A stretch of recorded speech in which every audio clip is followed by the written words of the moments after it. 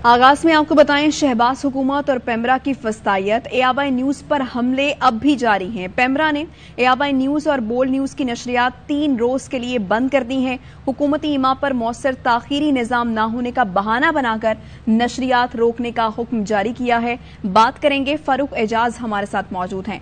बताइए इस मुतालिक फारूक।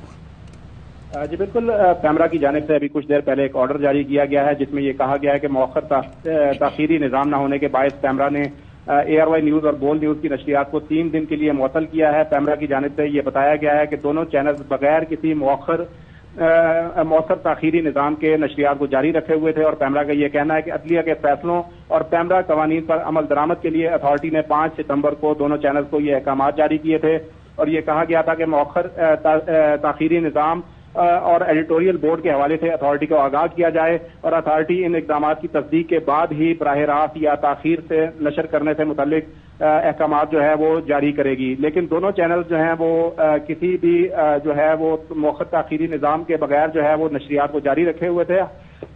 इसके अलावा पेमरा की जानिब से ये कहा जा रहा है कि दोनों चैनल मुसलसल पेमरा कवानीन की खिलाफ वर्जी कर रहे थे और जिसकी वजह से बोल्ड न्यूज और के साथ ही साथ एआरवाई न्यूज की नशरियात को 3 दिन के लिए मुअत्तल किया गया है। जी ठीक है, फारूक एजाज हमें इस मुतालिक आगाह कर रहे हैं कि शहबाज हुकूमत और पेमरा की फस्तायत। एआवाई न्यूज पर हमले अब भी जारी हैं। पेमरा ने एआवाई न्यूज और बोल्ड न्यूज की नशरियात 3 रोज के लिए बंद कर दी हैं। एआवाई न्यूज ने मौसर ताखीरी निजाम के साथ गुजरांवाला का जलसा भी दिखाया था। डिले पर होने के बावजूद पेमरा और शहबाज हुकूमत का मीडिया हाउसेस पर वार जारी है। दीगर खबरें शामिल करेंगे। कराची वालों को टूटी सड़कों, कचरे के ढेरों का भी बिल देना पड़ेगा। के इलेक्ट्रिक ने खामोशी से बिलों में केएमसी चार्जेस लेना शुरू कर दिए। मजीद इस हवाले से बात करेंगे हमारे नुमाइंदे अंजुम अब्दुल वहाब से। अंजुम, बताइएगा, ये चार्जेस अब आवाम से वसूल किए जाएंगे? वसूल नहीं किए जाएंगे, वसूल कर लिए गए। ये बिल जारी हुए हैं जो माह सितंबर के, इनमें ये चार्जेस शामिल कर दिए गए हैं। केएमसी ऐसा इदारा है कि जिसकी नाअहली खुलकर सामने आ गई है कि वो अवाम से टैक्स वसूल नहीं कर सके। वो उन्होंने के इलेक्ट्रिक को ये दे दिया। 24 लाख सार्फिन है जिनसे ये टैक्स वसूल किया जाएगा। ये 50 रुपए से लेकर 250 रुपए तक का टैक्स है जो बिलों में लगा दिया गया। 50 से 200 यूनिट तक तकरीबन 50 रुपए और 200 150 रुपए और इससे ऊपर के जो यूनिट होंगे 200 से 700 तक ये 200 रुपए टैक्स वसूल किया जाएगा और ये 24 लाख सार्फिन से वसूल किया जाएगा। 25 करोड़ रुपए माहाना और 3 अरब रुपए सालाना केएमसी ये टैक्स वसूल करेगी। केएमसी का दावा है कि वो शहर में जो टूटी सड़कें हैं, सीवरेज का जो निजाम खराब हुआ हुआ उसको दुरुस्त करने के लिए ये रकम वसूल की जा रही है और ये टैक्स 2008 से नाफिज था लेकिन सिर्फ 0.35% ये वसूल किया जा रहा था। तकरीबन 2000 मिलियन ये 12 सालों में वसूल किया, 14 सालों में वसूल किया गया। अब ये टैक्स के इलेक्ट्रिक के बिलों में टीवी लाइसेंस की तरह लगा दिया गया है और इस माह से तमाम सार्फिन 24 लाख सार्फिन इस टैक्स को बिलों के साथ अदा करेंगे। जिनके घरों में 5 मीटर लगे हैं, 6 मीटर लगे हैं, तो उन 6 मीटर के ऊपर ये टैक्स लगाया जाएगा, बिलों पे लगाया जाएगा। यानी पहले ही अवाम ये शिकायत कर रहे हैं कि जितना बिजली के यूनिट इस्तेमाल नहीं होते उससे ज्यादा टैक्सेस बिजली के बिल में लगकर आ रहे हैं। लेकिन जो ये केएमसी चार्जेस लेगी तो ना कराची वालों को सड़कें मैसर है, ना सफाई है, यहाँ पर किस बात का टैक्स दें वो? अब केएमसी ने तो ये दावा किया कि जी हमने के इलेक्ट्रिक से मुआहदा किया है कि वो ये टैक्स वसूल करे, हर माह ये हमें टैक्स वसूल करके दे। अब तो ये मुआहदा ये तय पाया कि अगर 2 माह तक के इलेक्ट्रिक ये अदायगी टैक्स की केएमसी को नहीं करेगी तो ये मुआहदा मंसूख भी हो सकता है। के इलेक्ट्रिक के ऊपर पहले ही मुख्तलिफ इदारों के अरबों रुपए वाजिबुल अदा हैं और ये एक नया टैक्स लगाकर केएमसी ने नई इम्तिहान में के इलेक्ट्रिक को भी डाला, खुद भी इम्तिहान में आ गई है कि इलेक्ट्रिक ये टैक्स जमा करके केएमसी को देगा। केएमसी ये टैक्स लेके आवाम से सड़कों पर लगाएगी, सीवरेज के निजाम को बेहतर करने पर लगाएगी। जबकि Karachi water and sewerage board का इदारा मौजूद है जिसमें हजारों मुलाजमीन काम करते हैं। उन मुलाजमीन को बजाय के कामों पर लगाने के उनको किस जगह लगाया हुआ है? वाटर एंड सीवरेज बोर्ड का अमला इस बारिशों में भी कहीं नजर नहीं आया, कहीं सीवरेज का निजाम दुरुस्त करता हुआ नजर नहीं आया। सिर्फ पैसे वसूल करने का मंसूबा बनाया गया है لیکن یہ ڈیولپمنٹ کراچی میں کس طرح ہوگی اس بارے میں کوئی منصوبہ KMC کی جانب سے سامنے نہیں آیا کہ اس پیسوں کو لے کے وہ کس مد میں کس طرح خرچ کریں گے. اور الیکٹرک تو صرف ٹیکس وصولی کے لیے یہ دیا گیا ہے کیونکہ لوگ بجلی لازمی استعمال کرتے ہیں اور بجلی کا بل بھی ادا کرتے ہیں, تو یہ بہت اچھا منصوبہ ان کی نظر میں ہے KMC اور الیکٹرک میں کہ عوام کی جیبوں سے پیسہ نکالا جائے اور KMC کو الیکٹرک جمع کر کے KMC کو دے. لیکن اب یہ کس طرح استعمال ہوگا, یہ ٹیکس وصول کرنے کے بعد کراچی کے شہری خود دیکھیں گے کہ یہ شہر میں استعمال ہوتا ہے یا نہیں ہوتا.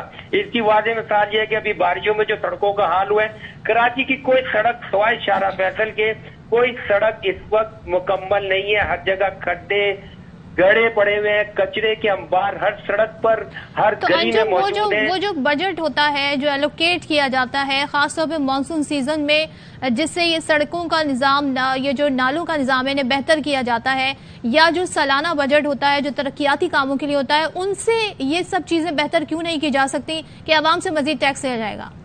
یہ ان سے اگر کی جاتی تو کراچی میں چھوٹے بڑے نالے جو بتائے گئے ہیں جو سینکڑوں کی تعداد میں ہے, ناگن چرنگی کی مثال ہمارے سامنے ہوتی ہے کہ ہمیشہ ہر سال بارشوں سے بڑھ جاتا ہے. ضلع وسطی کے علاقے ہیں, ضلع ویسٹ, کوئی سا بھی کراچی کا ضلع لے لیں, ہر جگہ نالے موجود ہیں.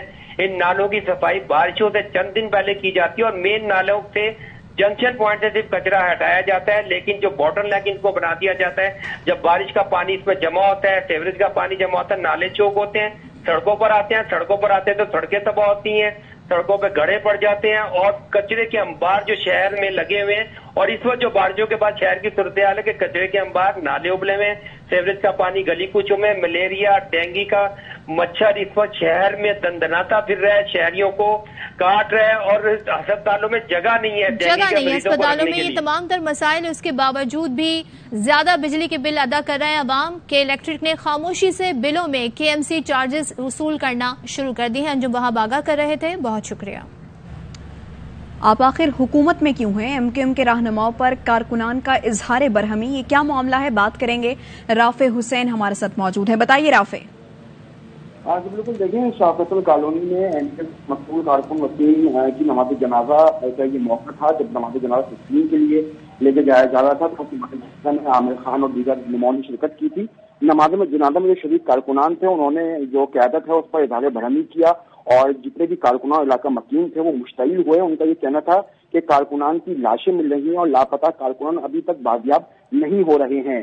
تو اس وجہ سے MQM پھر آخرکار کیا کر رہی ہے, وہ حکومت میں شامل کیوں ہیں, حکومت کا حصہ کیوں ہے. کارکنان نے یہ شکوہ کیا ہے قیادت سے اور یہ کہا ہے کہ فوری طور پر MQM کو حکومت چھوڑ دینی چاہیے. یہاں پر جو ہے وہ کراچی میں لوگوں کو لاشیں دی جا رہی ہیں, ملک میں الگ نظام انصاف ہے, اس لیے MQM کو اب حکومت کا حصہ نہیں رہنا چاہیے. اور جو انہوں نے معاہدے کیے تھے کہ جو لاپتہ کارکنان ان کو بازیاب کرایا جائے گا وہ ابھی تک اس پر عمل درآمد نہیں ہوا ہے. تو جب معاہدوں پر عمل نہیں ہو رہا ہے تو پھر MQM کا حکومت میں حصہ رہنے کا کیا فائدہ ہے. تو یہ نماز جنازہ کا موقع تھا جس پر جو کارکنان اس میں شریک تھے وہ مشتعل ہوئے ہیں. انہوں نے قیادت کے سامنے یہ اپنے شکوے رکھے ہیں اور یہ کہا ہے کہ جب عمل نہیں ہو رہا ہے تو پھر حکومت سے الگ ہو جانا چاہیے. جی رافع, آپ کا بہت شکریہ. کراچی میں سیلاب متاثرین کے لیے 100 ایکڑ زمین دے دی گئی. سندھ حکومت نے ملیر سیکٹر 18 میں ٹینٹ سٹی کے لیے زمین دی ہے. مزید جانیں گے ہمارے نمائندے ارباب چانڈیو سے. ارباب, اس کی ڈیٹیلز کیا ہیں؟ جی, سندھ حکومت نے سیلاب زدگان کو کراچی میں عارضی طور پر آباد کرنے کے لیے 100 ایکڑ زمین سیکٹر 18 ملیر نیشنل ہائی وے سسوی ٹول پلازا کے قریب دے دی ہے. اور اس سلسلے میں DC ملیر عرفان میروانی نے اس بات کی تصدیق کر دی ہے کہ سندھ حکومت کے احکامات پر سیکٹر 18 نیشنل ہائی وے سسوی ٹول پلازا کے قریب 100 ایکڑ زمین پر ٹینٹ سٹی قائم کرنے کے لیے وہاں بلڈوزر اور دیگر سرکاری سامان پہنچا دیا گیا ہے. DC ملیر کا یہ کہنا تھا کہ سندھ حکومت یہاں پر ٹینٹ سٹی قائم کرنا چاہتی ہے. ارباب, یہ بتائے گا جو متاثرین یہاں پر آلریڈی موجود ہیں ان کو یہاں پر آباد کیا جائے گا یا سیلاب متاثرہ علاقوں سے لایا جائے گا؟ نہیں, جو یہاں پر متاثرین مختلف اسکولوں میں موجود ہیں نا, اب انہیں اسکولوں سے نکال کر اور سرکاری عمارتوں سے نکال کر ایک جگہ جمع کیا جائے گا تاکہ انہیں صحت, خوراک اور دیگر سہولیات دینے کے لیے حکومت کو کوئی دقت نہ ہو. ورنہ تو پوری کراچی کے اسکول اب تک بھر چکے ہیں جہاں تدریسی عمل متاثر رہا ہے. تو لہٰذا ارباب یہ ٹیمپرری سیٹ اپ ہے جب تک صورتحال بہتر نہیں ہوتی، یا یہاں پہ انہیں بسایا جائے گا؟ نہیں، یہ عارضی ہے کیونکہ وہ زمین آپ کو پتا ہے کہ آلریڈی مختلف لوگوں کو الاٹ کی جا چکی ہے. یہ جب تک لوگ، یہ ایم ڈی اے کی زمین ہے، یہ ایم ڈی اے اس کو الاٹ کر چکی ہے، لیکن عارضی طور پر جب تک وہاں پانی کم نہیں ہوتا تو یہ عارضی ٹینٹ لگائے جائیں گے، اور جیسے پانی کم ہوگا تو یہ ٹینٹ سٹی ختم ہو جائے گی. اس ٹینٹ سٹی میں کیا فیسلٹیز ہیں؟ جی، اس ٹینٹ سٹی میں سب سے بڑی فیسلٹیز جو ہے وہ روم کی ہوگی، پانی کی ہوگی، خوراک کی ہوگی، ہیلتھ کی ہوگی، اور اس کے ساتھ جو بے نظیر کارڈ کے 25,000 متاثرین کو مل رہے ہیں وہ بھی انہیں دیے جائیں گے. ڈی سی ملیر اس پورے عمل کی نگرانی کرے گا، اور اس کے ساتھ جو وہاں پر خدا نخواستہ کوئی بڑا آپریشن ہوگا تو پھر میڈیکل کیمپ کے تحت ایمبولینس بھی وہاں موجود رہے گی، اور جو بندہ متاثر ہوگا اسے فوری طور پر بڑے اسپتال منتقل کر دیا جائے گا. چھوٹی چھوٹی ڈسپینسریاں بھی بنائی جائیں گی. بہت شکریہ ارباب چانڈیو. وزیر اعظم شہباز شریف کی روس اور ایران کے صدور سے ملاقاتیں. روسی صدر سے ملاقات میں باہمی دلچسپی کے امور پر تبادلہ خیال کیا گیا.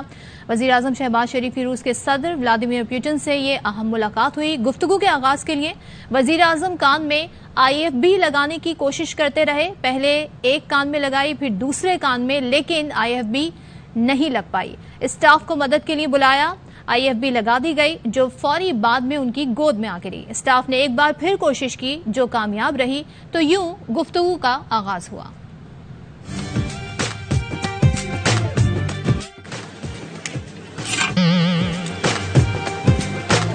Уважаемый господин премьер-министр, इनको आता ही नहीं है. somebody help me. इनको पता ही नहीं है. Уважаемый господин премьер-министр, идет перевод, все нормально?